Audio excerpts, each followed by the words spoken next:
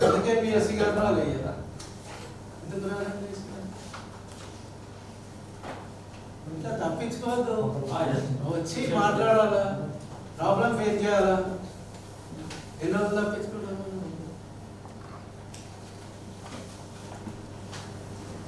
ఇట్లా జరిగింది. తర్వాత నేను అటు తుంగిరి పోయినా, మొత్తం 500 మంది మహిళలంతా బిందెలు పట్టుకొని కూర్చున్నారు. సర్పంచ్ తప్పించుకున్నాను. సర్పంచ్ ఏంటంటే లేడు సార్, ఫోన్ చేసి పిలిపించింది. ఏమైనా నిన్ను గెలిపించిన మీ జనము, నువ్వు మొబైల్ ఆడేసుకుంటే ఎంత వర్షం ఏమైంది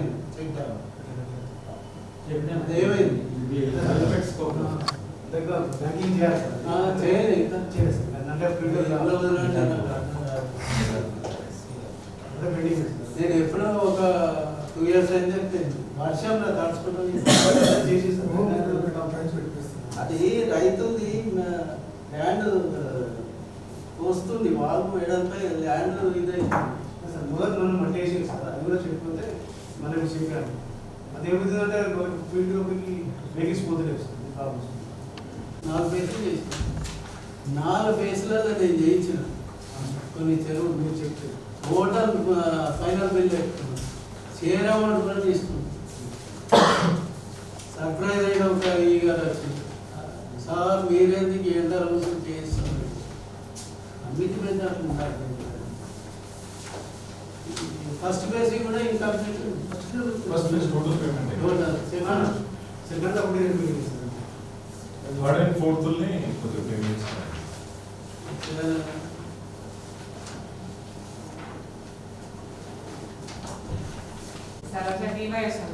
ఆఫీస్లో కాన్స్టిట్యూన్సీ 3 crores అయితే వాటిని మేము మొన్న ఎలక్షన్ బిఫోర్ శాంక్షన్ ఇచ్చేసాం. చూడడం ఎస్సీఎఫ్ కూడా మాకు ఎంతైతే శాంక్షన్ వచ్చిందో, వచ్చిన ప్రతి కాన్స్టిట్యూన్సీ ఎమ్మెల్యేకి మేము వాళ్ళ ఇచ్చిన వాటిని బట్టి వాళ్ళు చేసిన ప్రపోజల్స్ బట్టి శాంక్షన్ చేసేసాం సార్. ఇప్పుడు ప్రజెంట్ అయితే మా దగ్గరికి రిలీజ్ చేసేసాం సార్. 3 కోట్లన్నీ అందరి కంప్లీట్ అయినాయి సార్. ఒక అంటే 23-24 ఒక ఎమ్మెల్సీ టీజేవన్ రెడ్డి సార్ తప్ప మిగిలిన వాళ్ళందరినీ కూడా కంప్లీట్ అయ్యాయి సార్. తర్వాత ప్రజెంట్ అయితే రిలీజెస్ నడుస్తున్నాయి. మేము వచ్చిన రిలీజ్ ప్రపోజల్ని బట్టి రిలీజ్ చేస్తున్నాం సార్. వాళ్ళు చెప్పినట్టు ఈ సార్ ఎస్సీ సార్ వాళ్ళు చెప్పినట్టు ఎస్టీఎఫ్ అయితే వర్క్స్ అడిగారు, మాకు స్టేటస్ అడిగితే వాటిని మేము వాళ్ళకి గవర్నమెంట్కి పెట్టాము సార్.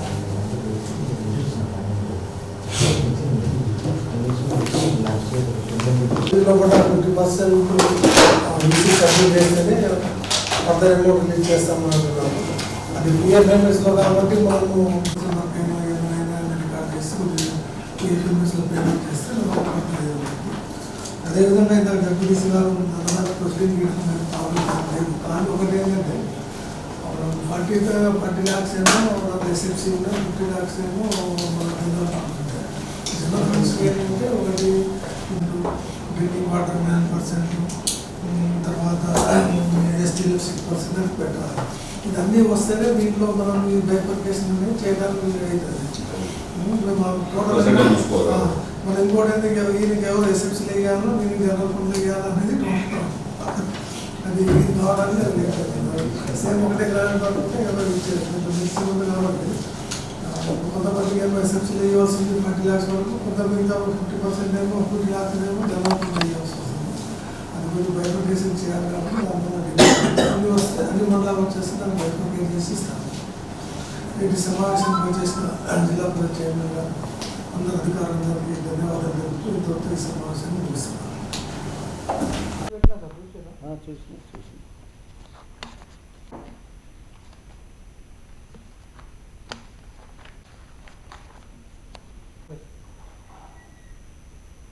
రానియకు ఈ నెల 19 నుంచి స్టార్ట్ అయిన స్టాండింగ్ కమిటీ మీటింగ్స్ ఈరోజుతో ముగియడం జరిగింది.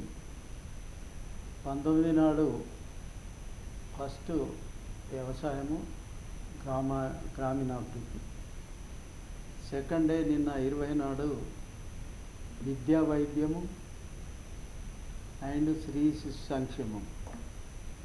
ఈరోజేమో సాంఘిక సంక్షేమము, వర్క్స్ అండ్ ఫైనాన్స్ మీటింగ్స్ ఏదైతే 22వ స్టాండింగ్ కమిటీ మీటింగ్స్ సజావుగా జరిగినాయి. సంబంధిత అధికారులు, మా గౌరవ సభ్యులు, జడ్పీటీసీలు అడిగిన సమస్యలకు కూడా సమాధానాలు కూడా చెప్పడం జరిగింది.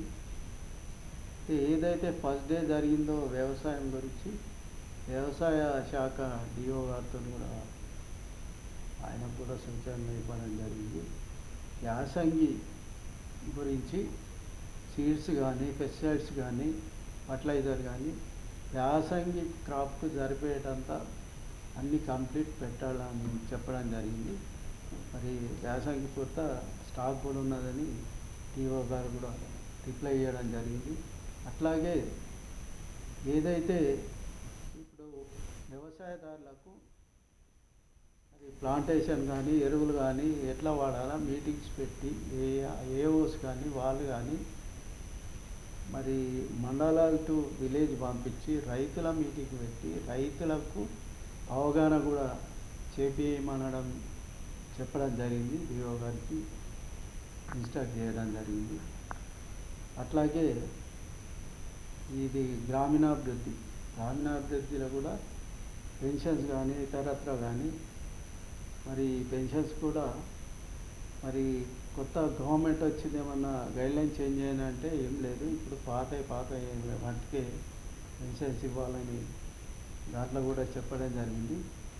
నిన్న జరిగిన విద్యా వైద్యం అంటే మనిషికి 2 కళ్ళు ఎట్లుంటాయో, ఒక కన్ను విద్య, ఇంకో కన్ను వైద్యం. ఒకదానికి అవినాభావ సంబంధం ఉంది. ఆరోగ్యంగా ఉంటేనే ఆ పిల్లలు విద్య మంచిగా అభ్యసిస్తారు. మంచి విద్య నేర్చుకున్నవారు ఆరోగ్య సూత్రాలు పాటిస్తారు. కాబట్టి దీనికి మంచి సంబంధాలు ఉన్నాయి.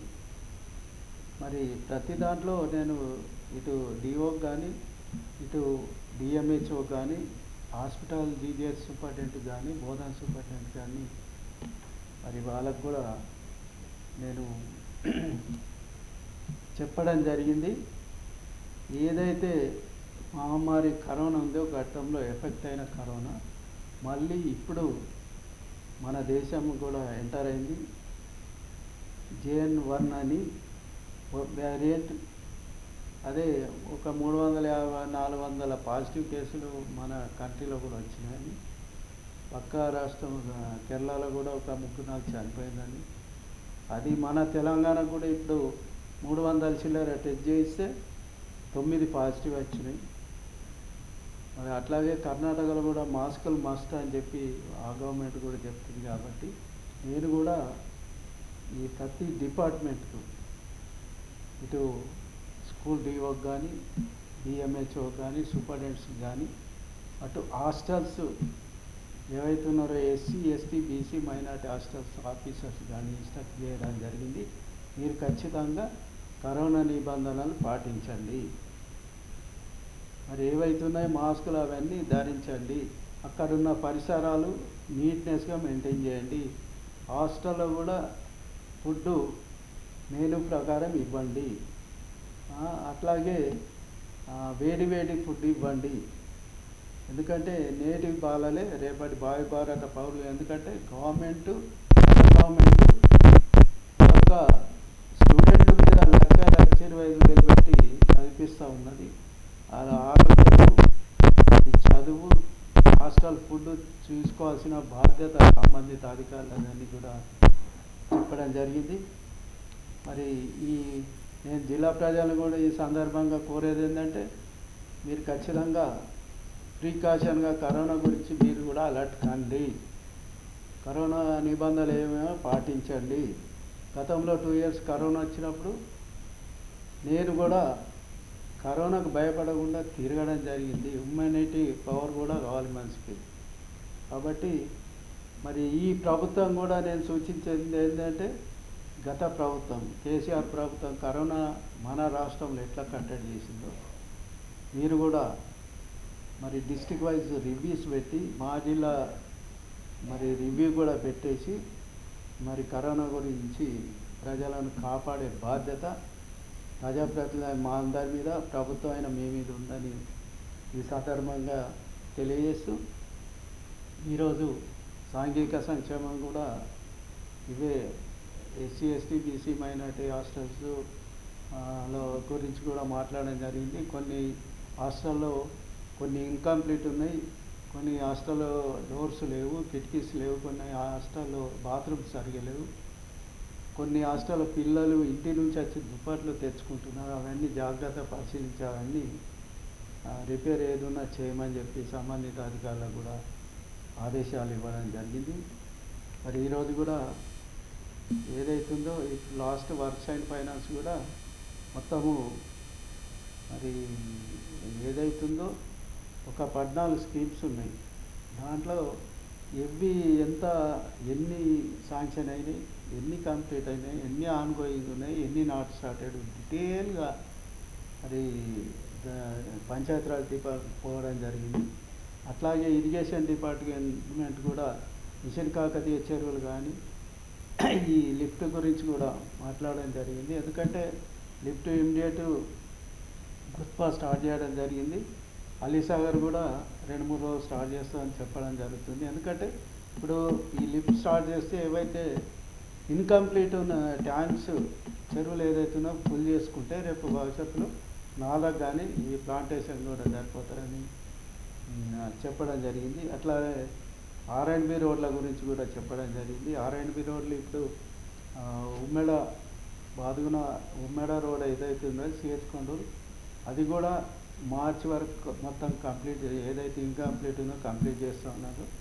స్పెషల్గా ఈ గుత్తా లిఫ్ట్కున్నది ఏదైతే ఉందో ధర్మవరం రిజర్వాయర్ ట్యాంక్ ఏదైతుందో అక్కడ నుంచి నేను గతంలో ఉన్న సీఎం గారి దగ్గరికి వెళ్ళి కలిసి మరి శాంక్షన్ చేయించుకోవడం జరిగింది. ఏదైతే ముల్లంగి బొంకన్పల్లి విలేజ్లు ఉన్నాయో మాదాపూర్ ట్యాంక్ నుంచి రావాలా, వాళ్ళు రానియే కాబట్టి 1000 ఎకరాలు డ్రై అయిపోయింది. దానికి సీఎం గారికి చెప్పి జీవో ఇప్పించుకొని శాంక్షన్ చేయడం జరిగింది. ఆ పని కూడా అది ఏదైతే ధర్మవరం టు ముల్లంగి బొంకన్పల్లి లిఫ్ట్ కూడా అయిపోతుంది. అది కూడా డెడ్ లైన్ పెట్టడం జరిగింది. ఖచ్చితంగా ఏప్రిల్ వరకు ఆ పని కంప్లీట్ కావాలి. ఏప్రిల్లో ఇనాగ్రేషన్ చేయాలి. ఎందుకంటే మనం ఇనాగ్రేషన్ చేయాలి, శాంక్షన్ చేయించినాం కాదు.